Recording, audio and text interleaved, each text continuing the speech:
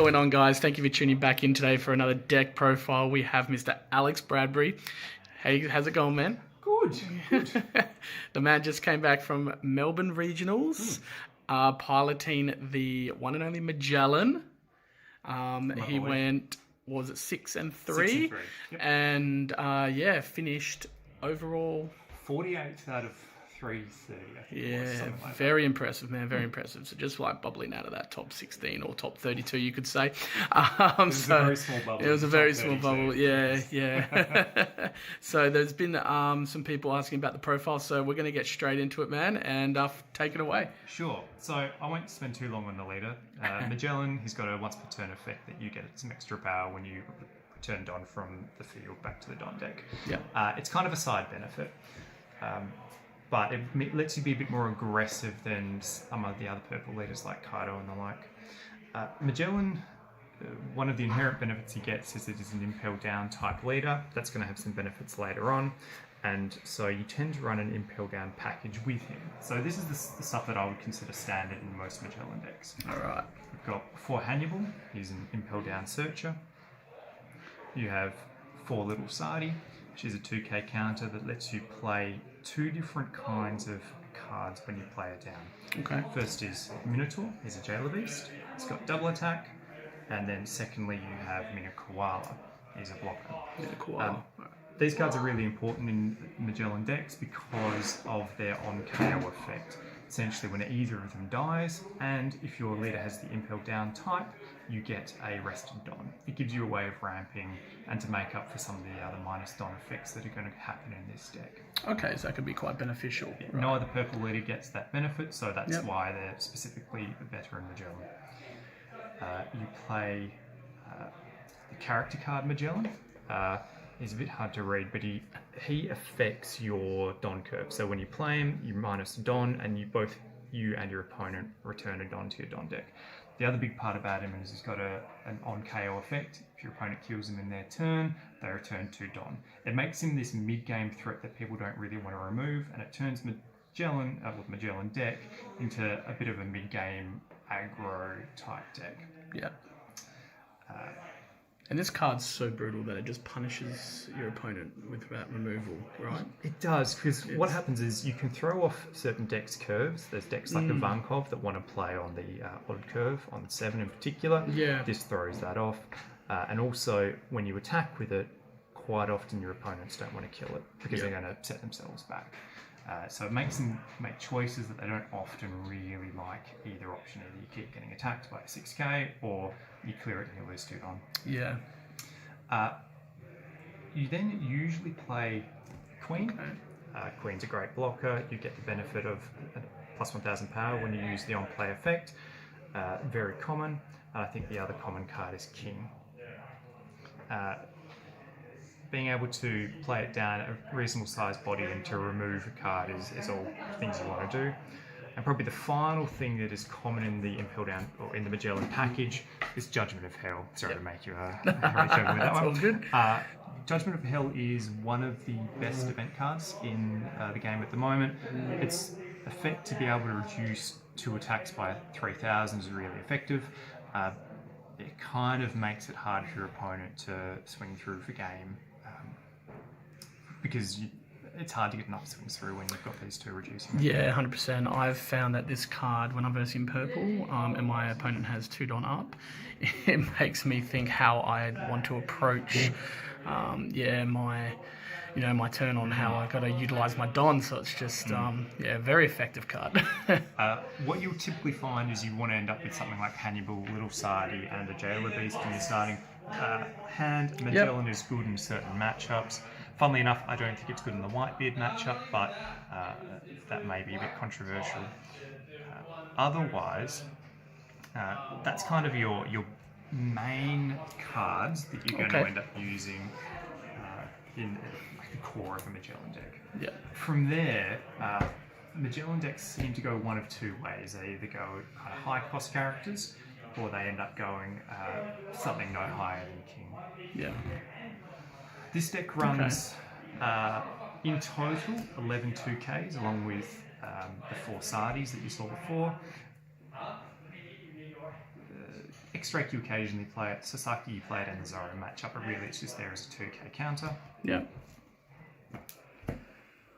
And then everything else in the deck I think is pretty much up to personal choice. I ran 3 Domino. They were very good into Whitebeard. And I ran 4 Shiryu. They are good into Zoro and into Lord. The ability to remove a 1 cost is quite effective. Okay. That's why I ran those. I ran 1 Fukurakuju. One, okay. I was going to say why. So why the one of here? So I also played 3 Douglas Bullet. Where this all kind of came from is I wanted to run a variant that had a higher curve and had a bigger swing into Whitebeard. I found that just playing nothing higher than a king left me struggling into Whitebeard. So I wanted something that was a bit stronger to push through. Yeah. I found if I ran too much Douglas Bullet, then I would end up with too much uncounterable in my hand. Fukurakuju is a big body that you can play on 6 instead of a king, and it has a bit of counter, so it's not completely dead. Douglas Bullet is probably the main difference in this deck compared to some other Magellan decks. His stat profile is really good. 8 for a 10k is kind of the same as what a vanilla would get. He's got no counter. So in terms of your Don to power ratio, he's very good. But then his ability is really good at letting you swing through some particular boards. The things I was worried about was Stage Beard has become more popular recently. Yeah. They run Marco. Marco's a blocker that's very difficult to get through. Bullet's ability to rest 2 things at a 6 cost or less means you can push through a blocker.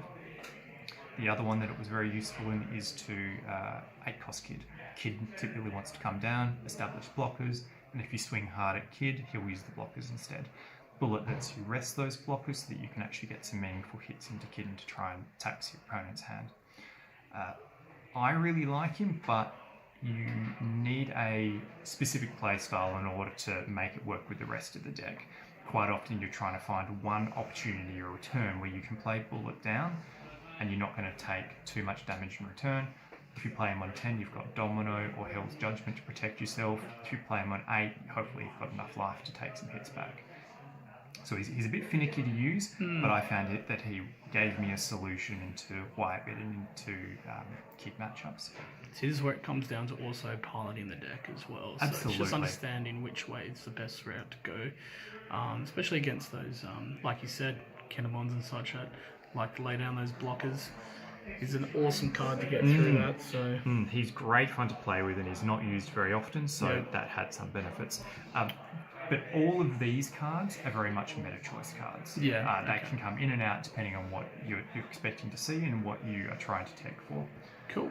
The final card I've got in here is 2 Thunder Bagua. Yeah. I like Thunder Bagua for 2 reasons. Firstly, the trigger off life gives you extra Don. That's quite useful in this deck when you're minusing Don.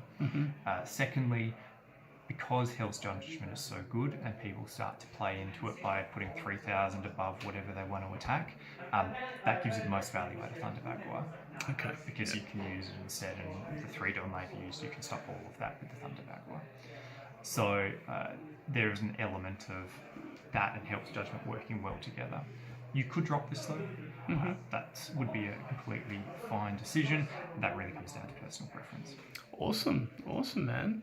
And just going through quickly, want to reflect back on your regionals performance through the day. How'd you find the whole experience there, being in Melbourne for the first time through that major event? Yeah, really good. It was really exciting to be at an event with 330 people. I come from a tabletop wargaming background.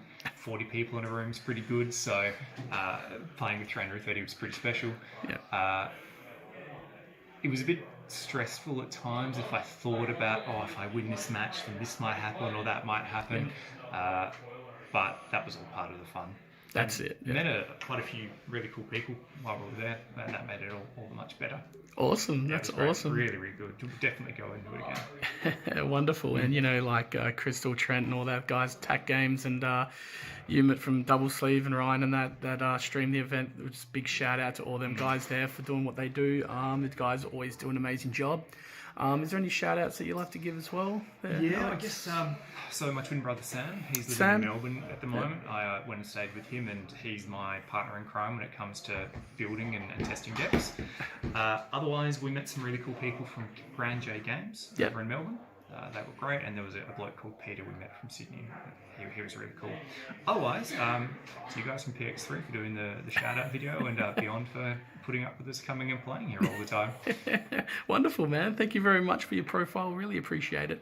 So remember, guys, we always like and subscribe and to hit that bell to stay notified. We all love you, and thank you very much for tuning in as always. And we will see you on the next one. Thanks, Alex. No worries.